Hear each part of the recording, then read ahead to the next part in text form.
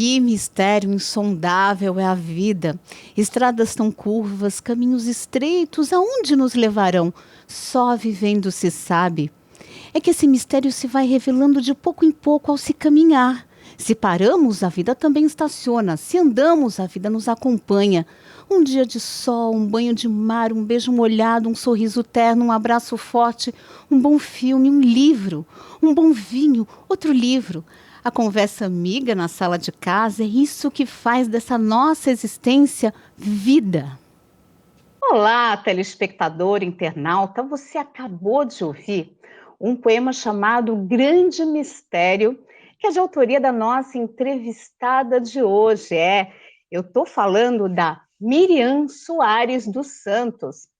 Ela é que é escritora, professora de educação de jovens e adultos e também fundou uma editora focada em livros infantis, literatura e também publicações acadêmicas.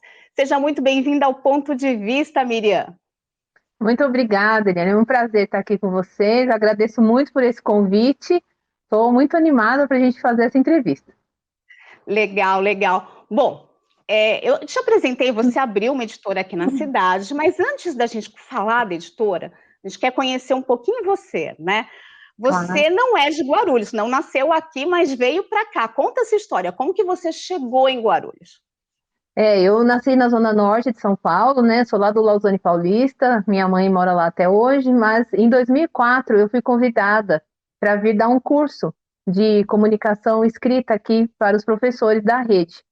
Então, tinha eu tenho amigas aqui que já trabalhavam aqui, e aí me convidaram para vir. Eu vim em 2004, dei esse curso lá no Adamastor, e aí nesse meio tempo a secretária de Educação precisou de uma pessoa para o gabinete, de uma assessoria, e eu acabei em finalzinho de 2004 indo para o gabinete trabalhar com a professora Eneide. Então, uma experiência riquíssima, aí me apaixonei pela cidade e fui ficando, fui ficando, aí mudei para cá, em 2009 mudei para cá, fiquei morando um pouquinho com uma amiga, depois comprei aqui. Agora eu moro aqui na Vila Galvão, definitivamente. Praticamente uma guarulhense, né? Agora depois de tanto tempo, acho que já, né? E agora me conta uma coisa, né? Antes de você ir para a sala de aula, você foi revisora de textos, né? Tradutora, inclusive de grandes empresas, de multinacionais. O que levou você para a sala de aula e também com esse foco na educação de jovens e adultos?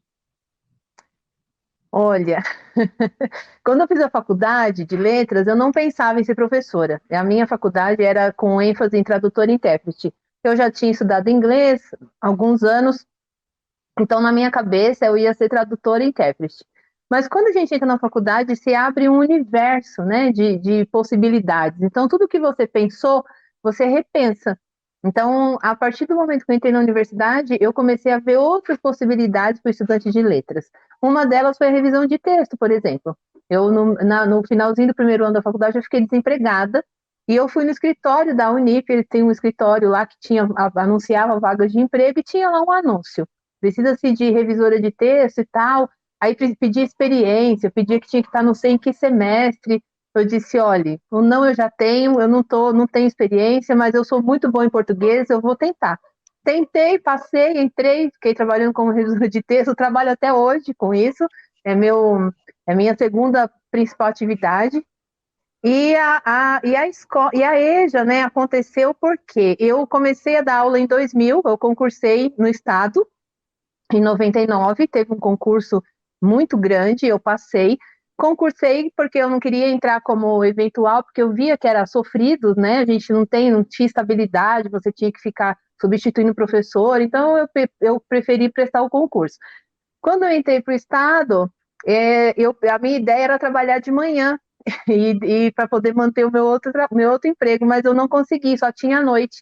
Então eu comecei na EJA no Estado, era a EJA de ensino médio.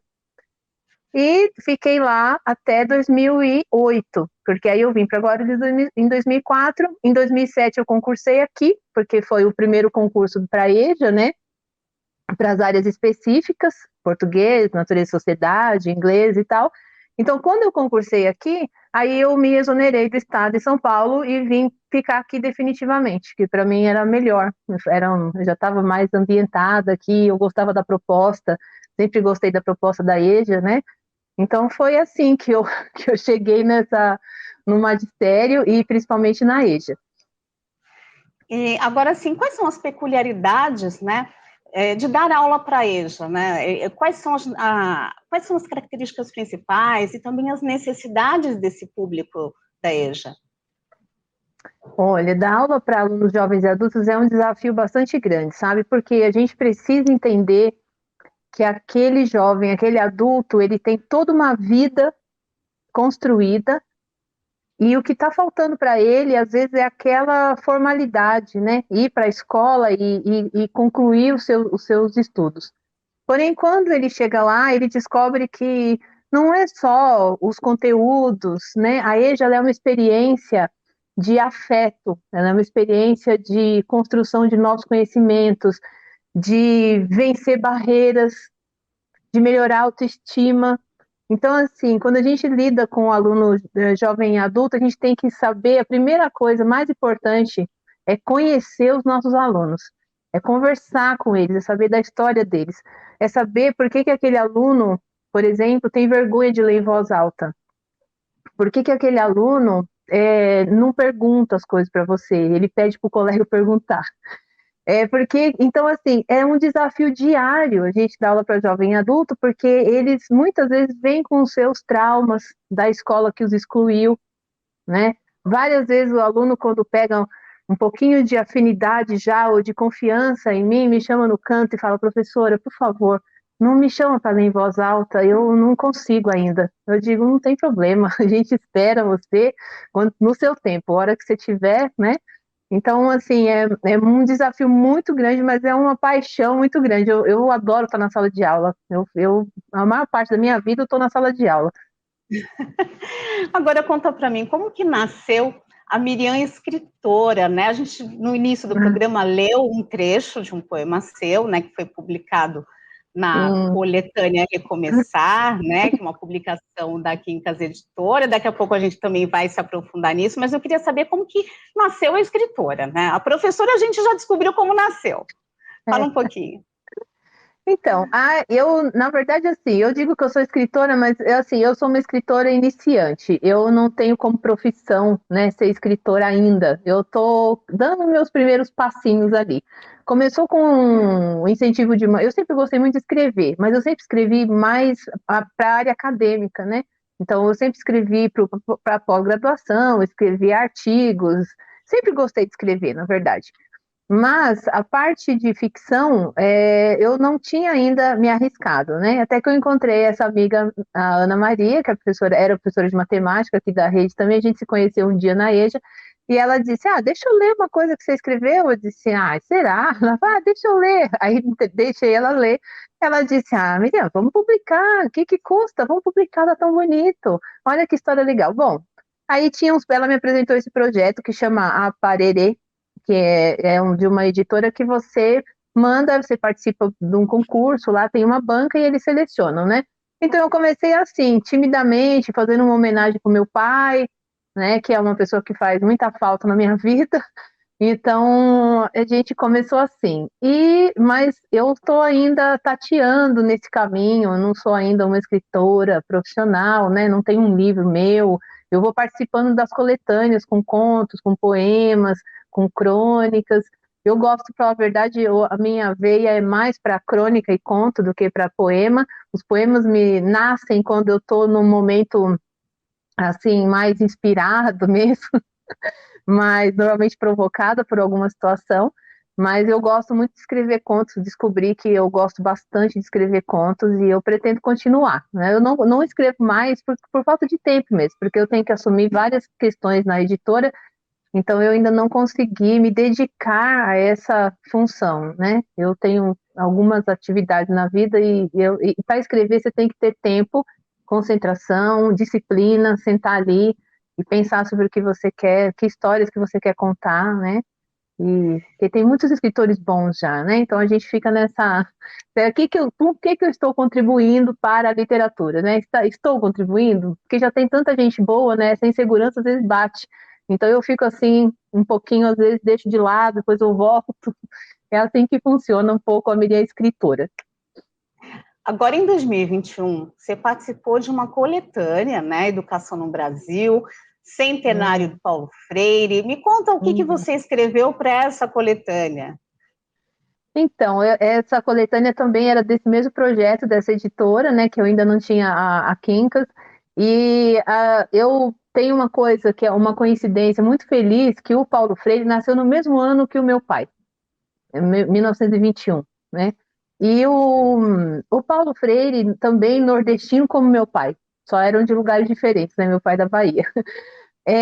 Mas aquilo me deu assim um insight, sabe, de querer homenagear o Paulo Freire, fazendo um paralelo com a vida do meu pai, né? Então eu escrevi uma crônica contando um pouco da importância do Paulo Freire para nós, né? E da importância do meu pai para mim. E de como que, quando a gente conta uma história sobre essas pessoas, como elas influenciaram na nossa vida, como que elas nunca morrem, né? A literatura tem essa maravilha que é eternizar as pessoas.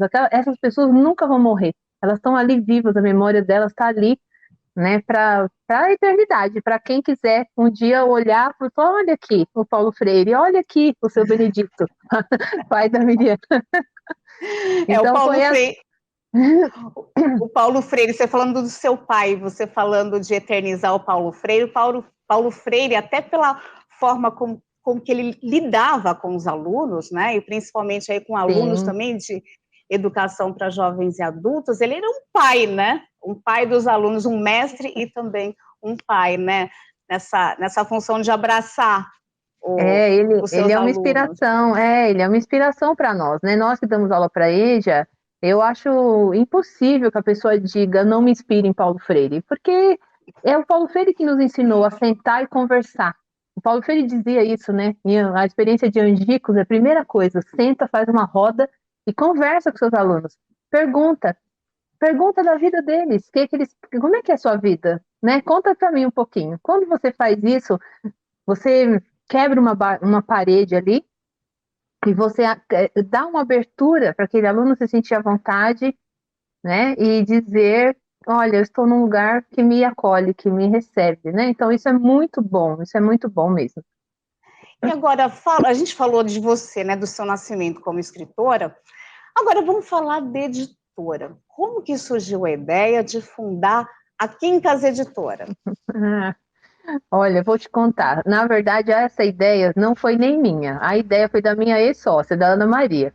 Ana, com essa história da gente trocar texto, aí nós começamos a trocar texto. Ela lia os meus textos, eu li os textos dela. Ela gosta muito de escrever para criança. Aí eu comecei a ler os infantis que ela estava escrevendo. E assim estabelecemos uma relação de amizade e de confiança de uma ler os textos da outra. E Ana me vem com essa proposta em dezembro de 2021, dizer, Miriam, vamos montar uma editora? A princípio, uma editora virtual, que a gente não precisa ter um lugar fixo necessariamente, mas que a gente consiga começar a produzir, a publicar alguma coisa e tal. E aí começamos a sonhar. E decidimos que em janeiro ia nascer a Quintas Editora. Então, ela disse, claro que você vai querer homenagear Machado de Assis. Eu falei, claro que vou. A Capitu já existia, né, o nome, já existe uma editora chamada Capitu, claro. E então eu fui para o meu segundo personagem favorito, que era o Quincas Borba. E disse, pronto, Ana, que acha? Vamos então de Quincas, pronto. E aí resolvemos abrir a editora. Foi um desafio grande, duas pessoas que não sabem nada, não sabiam nada, agora eu já sei, né, mas não sabíamos nada de editora, fomos estudando, fizemos alguns cursos, assim, para entender o funcionamento, o que a gente poderia fazer, e aí a gente resolveu que queria uma editora que fosse, assim, pequena, a princípio, mas que se dedicasse a publicar principalmente acadêmicos, porque tem uma defasagem grande, né? Uma autora nossa desse livro de Guarulhos, ela acabou de defender o mestrado e ela estava presente na banca o professor Palma, e o professor João Palma leu o livro Educação de Guarulhos, e a gente foi uma emoção para mim saber que ele elogiou, que disse que era muito importante, porque é de fato importante ter uma editora que publica as experiências exitosas da educação da sua cidade, sabe? Porque se a gente não publicar, ninguém fica sabendo. Parece que nunca existiu nada, já parece que a gente segue a vida assim. Não é assim. Nós temos muitas experiências lindas em Guarulhos, né? A rede municipal, Isso. ela é um berço de ideia, de criatividade, de gente boa, fazendo coisas boas, né? Não só na EJA, na educação infantil, na educação fundamental também. Então, foi muito, assim, gratificante fundar essa editora com a Ana, e depois ela precisou sair, porque a vida profissional dela, enfim, tomou outro rumo, mas eu continuei. Ela disse, não, você continua, que você não vai desistir da Isso. editora. Eu disse, não, não vou. Bom, a gente vai continuar falando sobre editora, sobre as primeiras publicações, mas tudo isso no próximo bloco. Você que está acompanhando o Ponto de Vista, não saia daí, porque a gente volta já já.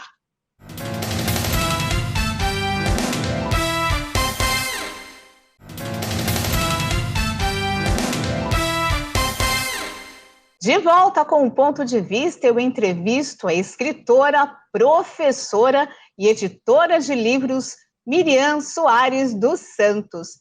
Miriam, você estava falando para a gente que você escolheu, né, se dedicar, né, nessa editora a publicações acadêmicas, mas vocês também, né, são focados em literatura infantil e também literatura de um modo geral, né, contos, poemas. Fala para a gente também como que foi a escolha dessas três linhas editoriais, desses três focos.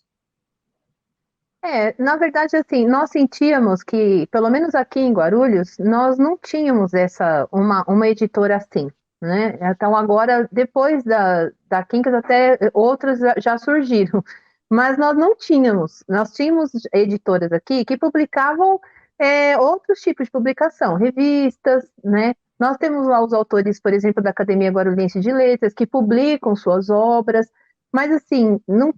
A gente pesquisou um bocado e não descobriu uma editora que fizesse editais, que chamasse as pessoas para publicação, né, que cobrasse aí um valor módico para a pessoa publicar, que oferecesse depois os livros para a pessoa, né, desse alguma assessoria. Então, nós tentamos fazer uma coisa um pouco diferente. Então, primeiro nós começamos a fazer lives para dizer dos nossos projetos. Fizemos algumas lives no Instagram de aniversário, mostramos as nossas coletâneas. A gente tem essa ideia de querer divulgar não só conhecimento científico, mas também literatura, né? Então, assim, só que nós ficamos nos perguntando, tem alguma editora aqui em Guarulhos que a gente teria, ou para onde eu mandar os meus originais, por exemplo? Se eu sou uma poeta, uma poetisa, eu mando para onde? Então, nessa pesquisa, a gente descobriu que é um setor muito, assim, muito nichado, sabe? A maioria está em São Paulo, são grandes, publicam coisas de gente que já tem alguma fama, enfim, né, algum conhecimento, mas e os autores iniciantes? Como é que fica? Então, quando a gente fundou a editora, a gente pensou nisso, assim, né? Vamos fazer alguma coisa que atraia principalmente o guarulhense, porque tem muita gente boa aqui. E agora fala para mim, como que vocês dão essa assistência para os escritores iniciantes, né? Quais são as fases aí de publicação do livro na Quincas? Ótimo. Primeiro nós conversamos, fazemos reunião online com eles, né? Porque é mais prático, mais rápido. Eles primeiro nos enviam os originais, nós avaliamos, analisamos se é publicável, não é publicável. Em geral é publicável, sabe? A gente fazendo ajuste aqui e ali, em geral são coisas boas. A pessoa diz para nós o que ela pretende, qual que é a intenção dela, e a partir daí nós fazemos uma reunião e montamos uma proposta para ela. Então, por exemplo, nessa coletânea Recomeçar, que você falou, né, que eu estou até com ele aqui, a ideia foi fazer uma coletânea de poemas pós-pandemia, uma temática de recomeçar a vida. Como é que se recomeça depois de tantas perdas, depois de tanto sofrimento, depois de estarmos enclausurados dentro de casa, né? E nessa publicação, a gente, por exemplo, publicou um aluno nosso da EJA, que é aluno, não foi meu aluno, foi aluno do meu colega, do Vicente, lá no Glorinha Pimentel, mas o Iranildo tem mais de 100 poemas escritos. Mas como que o Iranildo vai publicar os poemas dele se ele não sabe para onde que ele manda? Se ninguém conhece o Iranildo, se ninguém sabe que ele tem essa verve aí de poeta. Então, a gente tem essa sensação de que precisava mesmo de existir e precisava mesmo ser de professoras para a gente identificar nas nossas escolas os talentos, né? Para a gente identificar onde é que eles estão. Então, isso é uma coisa que a gente tem bastante orgulho, assim. E a primeira publicação foi Recomeçar, mas você tinha comentado comigo, quando a gente estava conversando antes do programa começar, que foi praticamente junto com a outra publicação acadêmica, né, de textos acadêmicos, que é Educação em Guarulhos, Ressignificando Sua Prática. Conta para mim por que esses 2 livros foram os primeiros. Então, esse aqui, o Educação de Guarulhos, Ressignificando Sua Prática, foi o primeiro acadêmico. Nós quisemos fazer uma homenagem para a cidade de Guarulhos, especialmente para a educação de Guarulhos, porque as fundadoras da editora são 2 professoras. Então, nós juntamos as 2 coisas que a gente mais gosta, né, que é o magistério e escrever, e chamamos os colegas professores para participarem dessa coletânea, e eles atenderam, né? Inclusive também a ex-secretária de Educação, a Linda Bell, também está aqui, o artigo dela. Todas as publicações estão nesse livro, são artigos já publicados, oriundos de dissertações de mestrado, de tese de doutorado, e foram experiências muito exitosas, feitas aqui na rede, desde a educação infantil até a EJA.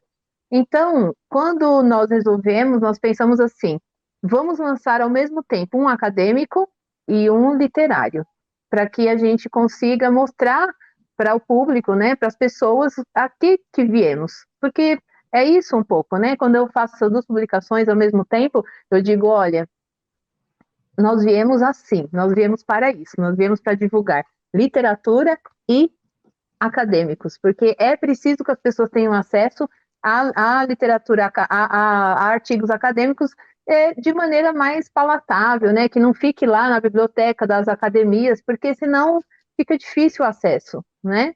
Então, a ideia foi um pouco essa. E também não é só isso, né? Vocês publicaram um livro infantil de um autor que não é de Guarulhos, é lá do Rio Grande do Sul. Sim. Conta um pouquinho como é que foi essa publicação aqui do livro Um Grande Reino Chamado Brasil. Isso, eu vou contar para vocês já. Antes de eu contar para vocês, só fazer aqui uma parte muito importante. Esse livro aqui, eu tenho muito orgulho dele, porque você viu que a capa dele é o Adamastor, né? Tá vendo? Sim, tem a torre ali, a chaminé do Adamastor, a chaminé, né? E aí quem fez essa capa foi uma professora também, nossa amiga Mônica Bittencourt, que é professora de arte, e ela é ilustradora também. Então eu não posso deixar de falar da Mônica, porque essa capa, o Adamastor, para nós é o símbolo. Então, antes de falar do nosso livro infantil.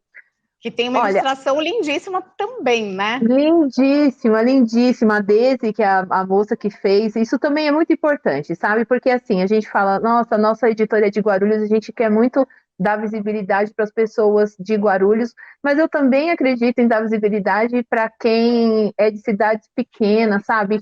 E que está com esse livro lá, esperando uma oportunidade para publicar. Então, o Leandro estava com esse livro guardado há uns 10 anos, sabe? Tentando contar essas histórias, mas não tinha certeza de se ia conseguir contar, como que ia conseguir contar, quem que ia ilustrar, porque ele queria que fosse ilustrado. E aí, na mesma cidade dele, estava lá a ilustradora, a Daisy, uma menina de 18 anos na época. A gente até publicou como 19, porque ela ia fazer 19 no mês da publicação. Então, eu falei, Daisy, eu já vou te envelhecer aqui para 19, porque assim não fica vencido. Então, esse livro foi muito, muito esperado. A gente gostou muito de fazer, foi muito prazeroso. Ela fez as ilustrações todas à mão, sabe? E a gente depois digitalizou e para poder mandar para a gráfica, né? Ele é um livro de cores vivas, porque é assim que é a região lá né? O Leandro sempre me mostra as fotos das paisagens, né? O verde, ele é também paisagista, né? Ele é folclorista, então ele tem muito esse vínculo com a natureza. Portanto, por isso que esse livro ele é tão assim colorido, né? Eu sempre gosto de mostrar a parte a página assim, tem uma página aqui que é bem assim, bem, olha só que página linda, né?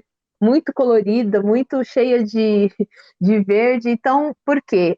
A ideia foi que a gente lançasse um primeiro livro infantil e eu adorei essa ideia, porque é contar histórias como se fossem, como se nossas tradições fossem pequenos reinos, né? O Brasil fosse um grande reino, mas cada história nossa fosse um pequeno reino. Então, a história da Sapucaí como um grande reino, né? Que conta a história das escolas de samba e tal. Então, assim, eu fiquei muito apaixonada por esse livro quando ele mandou para nós e nós resolvemos lançar. Então, assim, não é fácil lançar livro infantil, tá? Especialmente quando ele é assim todo ilustrado, porque fica caro, a impressão é cara, então a gente tem dificuldade de produzir e de vender, na verdade, porque as pessoas, né, infelizmente, embora a gente tenha melhorado os níveis de leitura no país, pelo menos eu vi um gráfico depois da pandemia. A gente tem dados aqui, né, que é uma pesquisa feita pelo 13º painel do varejo de livros do Brasil, e também, né, com a participação da CEAL, que é o Sindicato Nacional dos Editores de Livros, em parceria com a Nielsen Bookscan Brasil. E o que mostram esses dados, né? Eles mostram que em 2020 houve uma queda de 18% na venda de livros. Em 2021, um aumento de 30%, ou seja, né, ali houve um aumento real aí de uns 12%. E em 2022, aumentou mais 20% em relação a 2021. Tem mais de, aí, de 30% de aumento real. Vocês acabaram lançando, né, a editora nesse momento de ascensão, né? Vocês tinham conhecimento disso? Como é que foi esse lançamento com relação à análise do mercado editorial? Então, na verdade, nós fizemos algumas pesquisas, né? Não ficamos focadas muito nas pesquisas, porque nós sabemos que o mercado editorial não é um mercado fácil, não é? As grandes editoras estão aí, elas estão estabelecidas, mas como a nossa intenção era realmente, e talvez siga sendo ainda, ser uma editora pequena que abrace os escritores iniciantes, que foque mais nas feiras de livro, nos eventos e tal, nós não nos preocupamos muito com isso, né? Ficamos felizes de ver esses dados de aumento de leitores no Brasil. Nós sabemos que é bem importante isso, né? Porque temos uma quantidade, e isso se deve aos jovens, né? Os adolescentes, as crianças estão lendo mais. Isso é muito bom, é um dado excelente.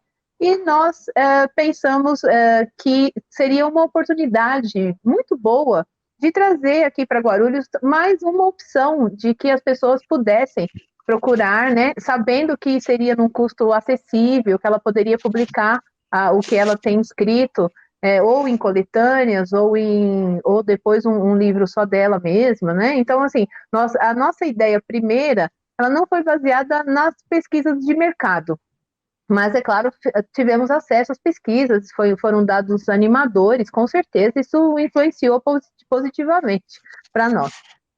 Agora, falando também de publicação, né, vocês publicaram um livro que somente com escritoras mulheres, né, com contos e poemas, todas elas em nós.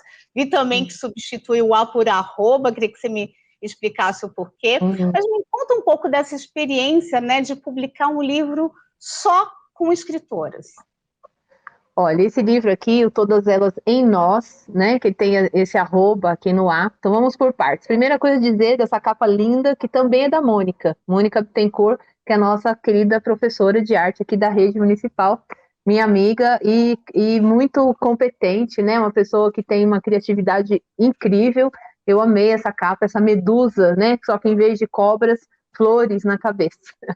A ideia do arroba é porque nós queríamos incluir, né, não só mulheres cis, mas também mulheres trans. Queríamos que todas as mulheres que se entendem como mulheres participassem dessa coletânea.